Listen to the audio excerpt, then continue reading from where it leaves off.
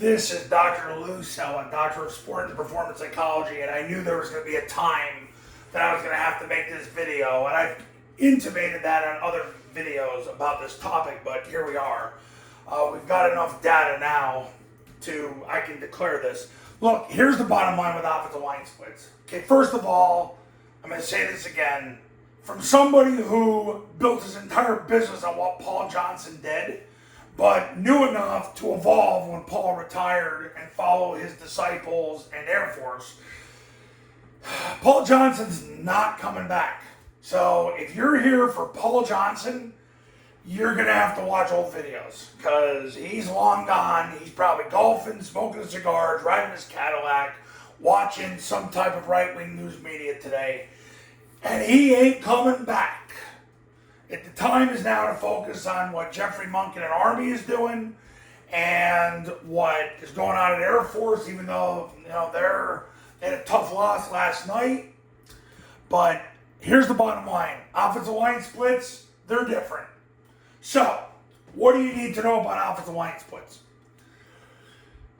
Center stance hasn't changed. You can't have a split because he's the center. But the guards, yeah, they're tighter. Now, I get the question, how tight? Why are they tight? Here we go. How tight are they? They're somewhere in the 2 to 3 range. Now, I will say this after doing this for 4 decades. If you ask your players for 2.5 foot splits in a game, you're going to get 2. And that's the problem, because when you ask for 2.5 feet, you're going to get 2. And I know you'll fight. But if you don't want to give yourself an aneurysm, you're likely going to ask for just about somewhere in the vicinity of 2.5 to 3 feet on a split. For those of you with wretched OCD, yeah, I know that's not a great answer. But I'm telling you right now, if you ask for 2, you'll get 1.5. You can't go 1.5 because, and the whole reason for wide splits in the offense was to widen the read key and the pitch key on midline triple option and inside veer, and you do that to give the quarterback more time. But here's what's happening overall with the offense. With the emergence of zone dive,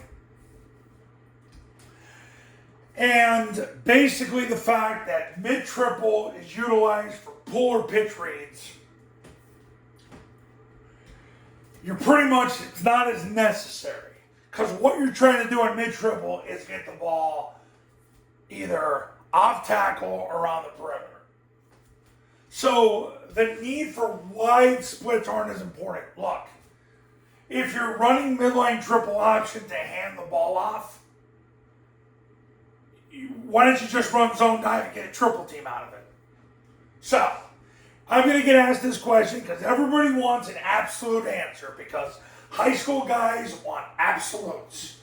I will tell you this right now. Between center and guard, you want to condition your players for a minimum of 2.5 feet. A minimum. Because I will tell you this. You could go all through the summer and training camp and ask for 2.5 feet, and in a game, you will get 2 feet. I know this because Ashley Ingram, who by the way is 4-0 right now at Carson Newman, just broke my rule. I don't usually mention small colleges, but the Ingram family is like my family. But Ashley Ingram taught me this.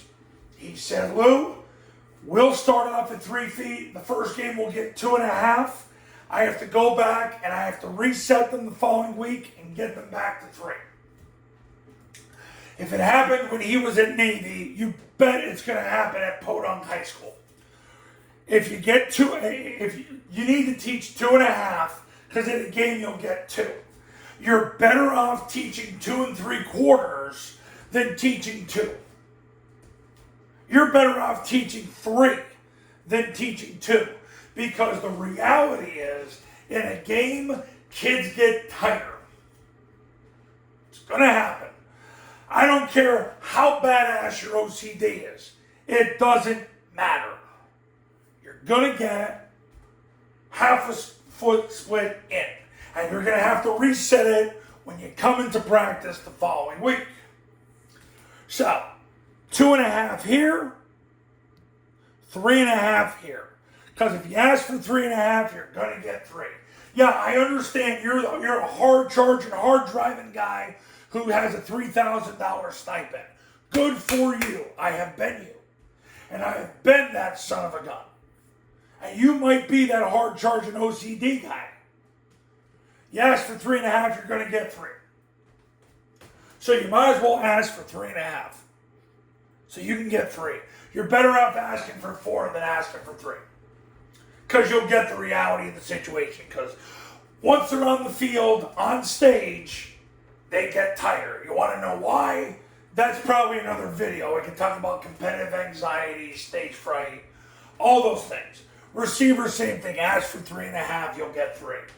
Now, you'll notice with the receivers on passing plays, a lot of times they get wider because on concepts like vert, or if they run a switch out of flex, they're running up the hash and they get a little wider. They don't care if it's a tell-all.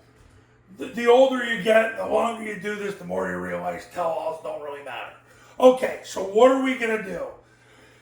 Guards align as deep as they can off the ball with their hand at the heels of the center at 2.5 feet. Tackles align as deep as they can off the ball. They're 3.5 feet away from the guard. That means there is a full area of space of 3.5 feet between the guard and the tackle. You're going to do this. And you're gonna end up fighting it because by the time you get to the game, you'll get 3. Now, when I work with my clients, I use polysynthetic dots. And I put them down, and they'll be 2.5 feet minimum, 3.5 feet. Every single drill, every single time, and I'll tell my clients to utilize them till they go on the field and play a football game. Because naturally, I know they're going to come in a little bit. That's where splits are right now. Now you want to know the why. Why are they tighter? Zone dive helps with the wedge.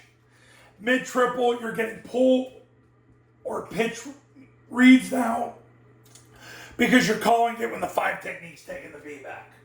So you know you're either getting the ball off tackle or outside. And if you have to hand the ball off, it is what it is. It's like running inside zone. So basically, you don't need the wide splits anymore. About the inside running lanes, more time for the quarterback, all that stuff, why you would have wide splits years ago, because you're not trying to give the ball in mid-triple. You're calling it after you've run zone dive, didn't get 4 yards, and the 4 or 5 technique took the B back. That's when you're running it, because you know you're going to get a pull pitch out of it. The other thing is on mid-triple with the quarterback jumping back, he's jumping away from the read instead of to the read. Not as important to be so wide. On the trap, my background is you always want to get a little wider on trap, but I'm going to tell you something. We're going to see how the data goes by the end of the year. And I'm telling you right now, the follow play is replacing the trap now because you get 10 blockers and a runner. And in addition to that, you don't have to put in a new play. So on follow, you're blocking zone dive, except the B-back doesn't have the ball, and the quarterback follows the bait. That's it. It's another tag. But it's been a very effective tag for Army. And I've seen Air Force run follow as well. They have a different variation of it too. Okay. And then there's the toss. No reason to be wide on a toss. So, pass pro, no reason to be wide on pass pro. That's why the splits are getting tighter. Guys, this isn't Paul. Paul Johnson's gone. There's no more running inside veer 20 times a game. Zone dive sets up your triple option. Triple option doesn't set up your zone dive. If you're running triple option and handing the ball off, that's not why you're running. You might as well just run zone dive again. You run zone dive, you get 4 yards, you run zone dive again. If you don't get 4 yards on zone dive, and the 5 technique takes the dive, then you're coming back and running mid-triple. If he comes up the field, now they're running follow. If they blitz, you're tossing it. Anything else, you're throwing it down the field. That's the offense in 2024. We'll see how the data adjusts itself as the year goes on. I'm going to break down 2 films, most likely in the next 2 days. Army's win against Temple, Air Force in their game against Wyoming last night. Tough loss, but it's what it is. Okay, that's the video on splits and coaches. If you want to win big in 2025, pick up the phone and call me right now at 570-332-0265, 570-332-0265, and go to tripleoptionfootball.com/testimonials. You can see all the success stories that have come from the camps and the academy. Go to the new tripleoptionfootball.com website. My guy Ed Weaver did a great job on it. And if you're ready to make the switch, call me today. I'll have you installing it by tomorrow. If you're ready to make a mid-season switch, I'm here for you. See you in the next video. Talk soon.